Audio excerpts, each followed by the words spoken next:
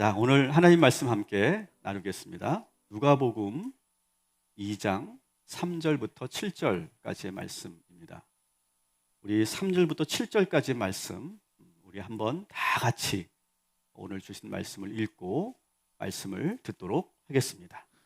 모든 사람이 호적하러 각각 고향으로 돌아가매 요셉도 다윗의 집 족속이므로 갈릴리 나사렛 동네에서 유대를 향하여 베들레헴이라 하는 다윗의 동네로 그 약혼한 마리아와 함께 호적하러 올라가니 마리아가 이미 잉태하였더라. 거기 있을 그때에 해산할 날이 차서 첫 아들을 낳아 강보에 싸서 구유에 누이었으니 이는 여관에 있을 곳이 없음이러라. 아멘. 제가 생각하기에 성경 66권 가운데 가장 따뜻한 이야기가 바로 오늘 이 말씀이 아닌가 생각합니다. 가장 따뜻하고 가장 사랑이 넘치는 그런 본문이 오늘 이 말씀이다. 저는 그렇게 개인적으로 생각을 합니다. 오늘 여러분들 이 말씀을 들을 때 그렇게 한번 상상해 주시면 좋겠어요. 여러분들이 실제로 2000년 전에 예수님이 태어나셨던 그 현장에 우리가 와 있다. 오늘 설교가 아마 그렇게 구성이 될 거거든요. 정말 우리가 그 현장에 와 있는 것처럼, 지금 여러분 영상에서 보시는 것처럼 이 구유에 아기가 이제 태어날 것이고, 이제 그 현장에 우리가 지금 직접 그 현장을 목격하고 함께 경배하는 그런 2000년 전의 우리의 모습이다. 여러분 그렇게 상상하시면서 오늘 이 본문을, 오늘 이 말씀을 잘 들어주시면 좋겠습니다. 여러분 이스라엘 성지순례를 가면요, 예수님이 태어나신 그러한 곳이 있어요. 그것을 예수 탄생 기념교회 이렇게 부르거든요. 예수 탄생 기념교회라고 하는 곳인데 겉으로는 아주 큰 교회처럼 보이고요. 지금 이렇게 교회 문을 열고 들어가면 큰 그런 예배당이 있습니다. 자, 우리가 생각할 때 예수님은 마구간에서 태어났다고 생각하잖아요. 그래서 마구간을 볼 거라고 생각하는데 이 예수 탄생 교회를 가다 보면 여기 요 문으로 지하 계단을 내려갑니다. 지하 계단을 내려가면 동굴이 나와요. 동굴이 있고 지금 여러분 은색으로 별 모양이 돼 있는 이곳이 바로 구유가 있었고 예수님이 태어난 곳이다. 이렇게 소개하고 있는 것을 우리가 알 수 있습니다. 뭘 말씀드리고 싶은 거냐면 예수님이 태어난 곳을 우리가 보기 위해서 가면 마구간이 있는 게 아니고, 그리고 예수님이 태어난 곳은 어디였다고요? 지하 동굴이었다라고 하는 거예요. 그러니까 우리가 뭐 크리스마스 카드나 여러 어떤 그런 그림이나 우리가 상상하고 있는 그림과는 완전히 다른 곳이에요. 예수님이 탄생하신 곳은 어디였다고요? 지하 동굴이었어요. 우리가 또 갖고 있는 선입견 중에 하나가 예수님은 마구간에서 태어났다 이렇게 생각하잖아요. 그죠? 그리고 그 구유는 무슨 구유예요? 말구유라고 생각해요.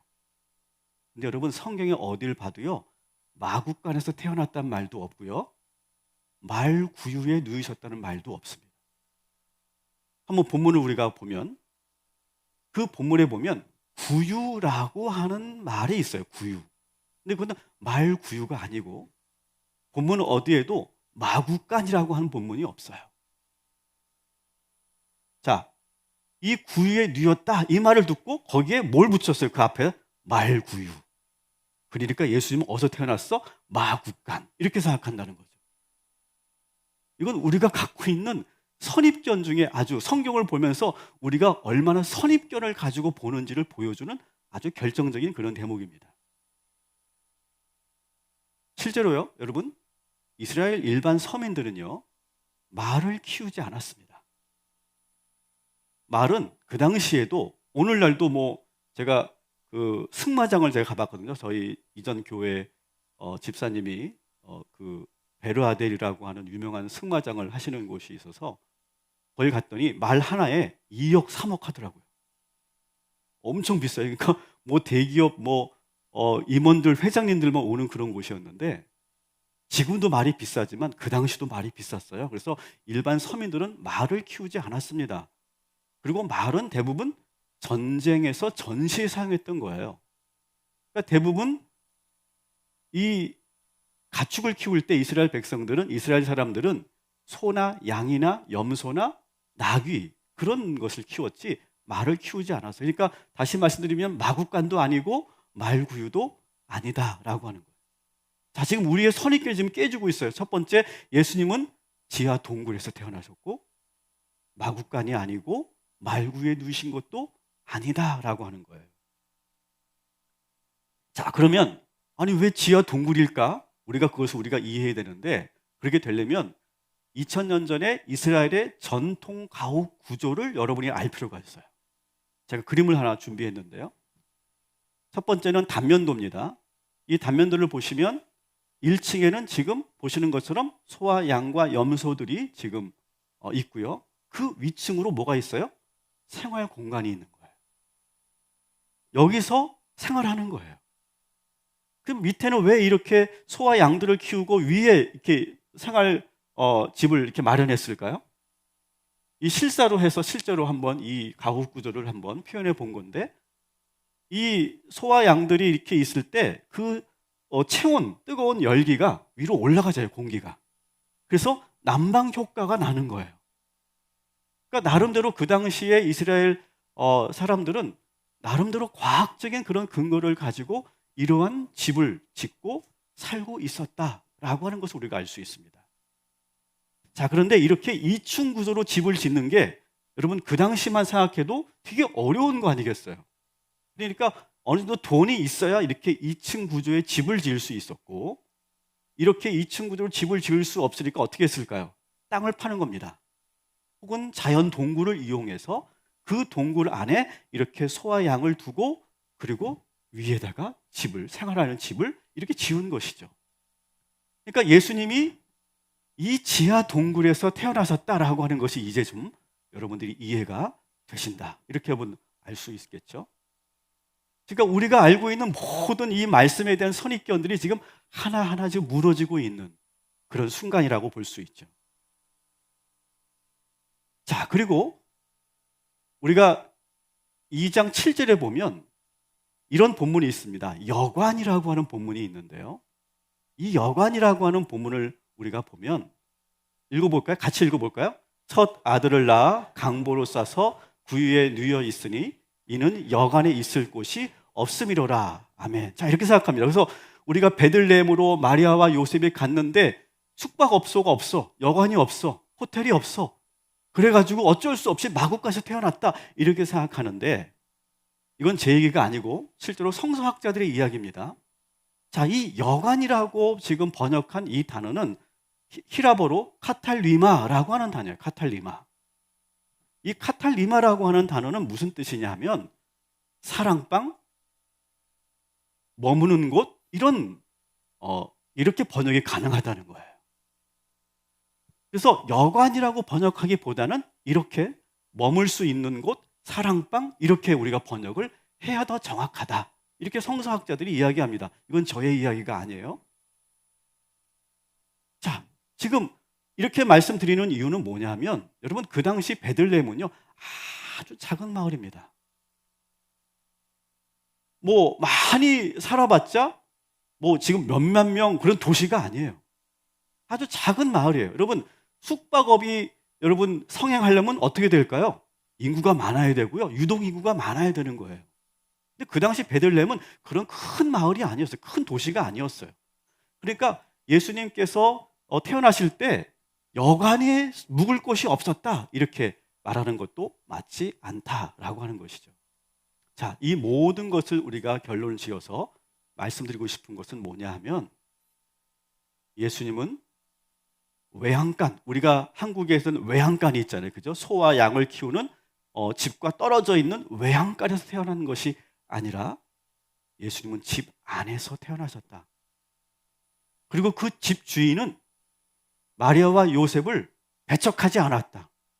빈방 없습니다, 딴 데 가보세요, 이렇게 하지 않았고 자기 집으로 마리아와 요셉을 맞이했고, 그리고 그 따뜻한 그 소와 양이 있는 가장 따뜻한 곳에서 아기 예수님이 태어나셨다라고 하는 것을 여러분들에게 지금 말씀드리려고 하는 거예요. 보통 우리가 여러분 우리 교학교 크리스마스 때 발표할 때 저희 어릴 때 항상 했던 연극이 있어요. 빈방 없어요?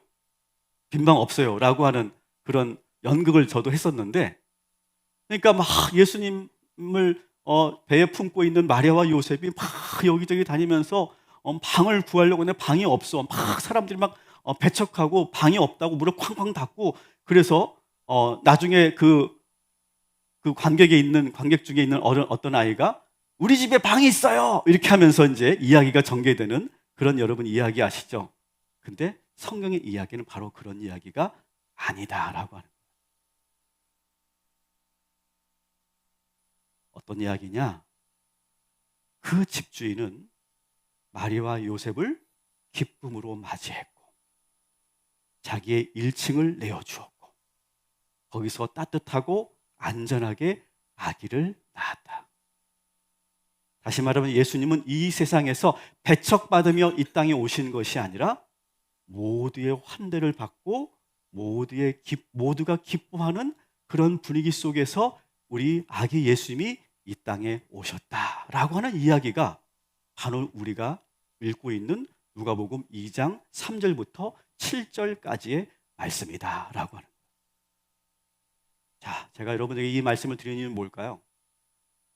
여러분, 우리가 살고 있는 이 세상은 여전히 사랑이 있고 여전히 우리가 환대하고 배려하고 기꺼이 희생하는 그런 세상이라고 하는 것을 예수님께서 이 땅에 오시면서 보여주신 이야기가 바로 오늘의 이야기다라고 하는 거죠.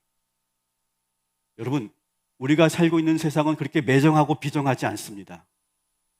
여전히 우리는 따뜻한 사람들끼리 함께 살고 있어요. 우리 한번 옆 사람과 한번 우리가 이렇게 인사했으면 좋겠습니다. 당신은 참 좋은 사람입니다. 자, 뒤에 있는 분에게도 당신은 참 좋은 사람입니다. 당신은 참 따뜻한 사람입니다. 여러분 그러시죠? 그렇죠? 예수님이 이 땅에 오신 이야기는 이 세상의 어떤 죄와 그 비정함과 그 냉정함을 보여주는 이야기가 아니라 참 따뜻한 곳이 여전히 우리가 살고 있는 이곳이다라고 하는 것을 보여주시는 이야기다라고 하는 거예요. 여러분 그러니까 그 집주인을 여러분 너무 미워하지 마세요. 지금까지 우리가 너무 오랫동안 그 집주인을 미워했어.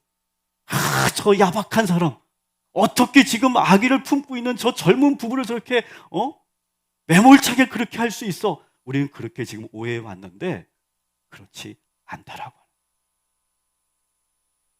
자, 우리가 이렇게 선입견을 벗고 그리고 예수님께서 이 땅에 오신 이 따뜻한 이야기를 들었는데 우리는 지금까지 어떻게 생각했냐면 어떻게 예수님이 저렇게 추운 곳에 저렇게 칙칙한 곳에 냄새나는 곳에 어떻게 저런 곳에서 태어나셨고 막 안타까워했는데 이제 더 이상 안타까워하지 말자는 거예요.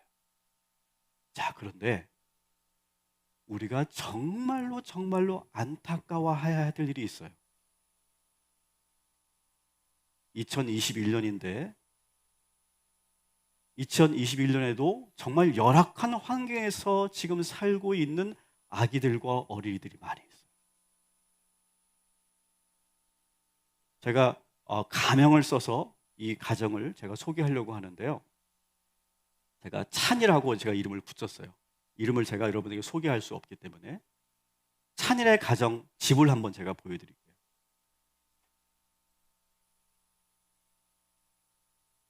비닐하우스입니다. 제가 어릴 때 제가 외발사동에 태어났는데 그 외발사동에 이런 비닐하우스 가옥들이 되게 많이 있었거든요. 저 어릴 때만 있는 거라고 생각하는데 지금도 이런 비닐하우스에서 살고 있는 찬이가 있습니다. 그리고 겨울이 되면 너무너무 추우니까 집에 있는 모든 옷을 다 껴입는 거예요. 자기 전에. 집에 있는 모든 옷을 다 껴입고 집에 있는 이불을 다 뒤집어 쓰고 그리고 페트병에 뜨거운 물을 부어서 그 페트병을 끌어안고 이 추운 겨울을 나고 있는 어린이 찬이가 있어요. 저는 이 가정을 제가 이렇게 우연히 만나게 되었고 알게 되었는데, 예수님께서 저에게 이렇게 말씀하시는 것 같이 들렸어요. 내가 열악한 곳에 태어났다고 여러분 너희들 너무 안타까워할 필요 없다. 하지만 이 찬이네를 너희들이 보면서 안타까운 마음을 가져주고 우리 찬이네 가정을 위해서 기도해 주는 것이 내가 원하는 것이다 라고 하는 그런 음성을 저에게 들려주셨어요. 이 말씀을 준비하면서. 그래서 오늘 여러분들이 드리는 성탄 감사 헌금의 일부를 우리가 찬이네 가정에 저희들이 지원을 해서 이 추운 겨울을 그래도 잘 따뜻하게 보낼 수 있도록, 완전히 이 환경을 우리가 바꿀 수는 없지만 그래도 이 추운 겨울을 좀 더 따뜻하게 좋은 환경에서 생활할 수 있도록 우리가 돕는 일, 그것이 바로 이 크리스마스에 우리들이 해야 될 일이 아닌가, 저는 그렇게 생각을 해서 오늘 드려지는 헌금 일부를 이렇게 후원하려고 합니다. 저는 그렇게 생각해요. 여러분, 전 세계 교회가 몇 개일까요?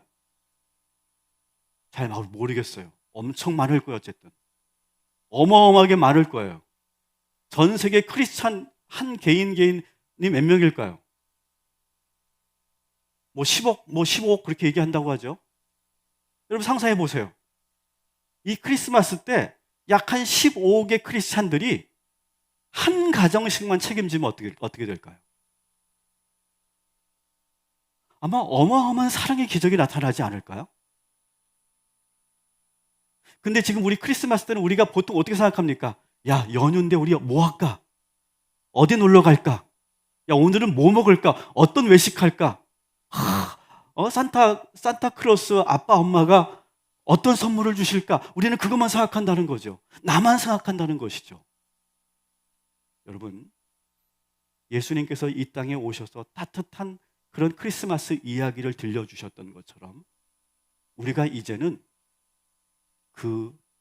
이 세상에서 추위에 떨고 있는 우리 아기들과 어린이들을 위해서 기도하고 함께 나누는 일, 이것이 우리 예수님께서 정말로 원하시는 크리스마스가 아닐까, 저는 그렇게 생각합니다. 마음에 감동이 되시면 여러분 한번 찾아보세요. 여러분 이웃들을. 여러분 요즘에 포털 사이트에 가면 이러한 후원할 수 있는 여러 가지 그런 방법들이 있습니다. 한번 들어가 보세요. 그래서 여러분 마음에 와닿는 이런 찬이네와 같은 그런 이웃들이 있다면 여러분 그들을 위해서 기도하시고 잠시 여러분 작은 그런 사랑을 나누는 일, 그 작은 실천부터 우리가 시작하는 저와 여러분이 되기를 주님의 이름으로 축복합니다. 아멘. 우리 한번 마지막으로 아기 예수님이 태어나는 그 장면을, 그 순간을 우리가 영상으로 보겠습니다. 그리고 마치 여러분이 그 현장에 있는 것처럼 기뻐하고 행복한 모습으로 우리 예수님을 경배하고 찬양하고 오늘 이 예배를 마치도록 하겠습니다. 영상 보겠습니다.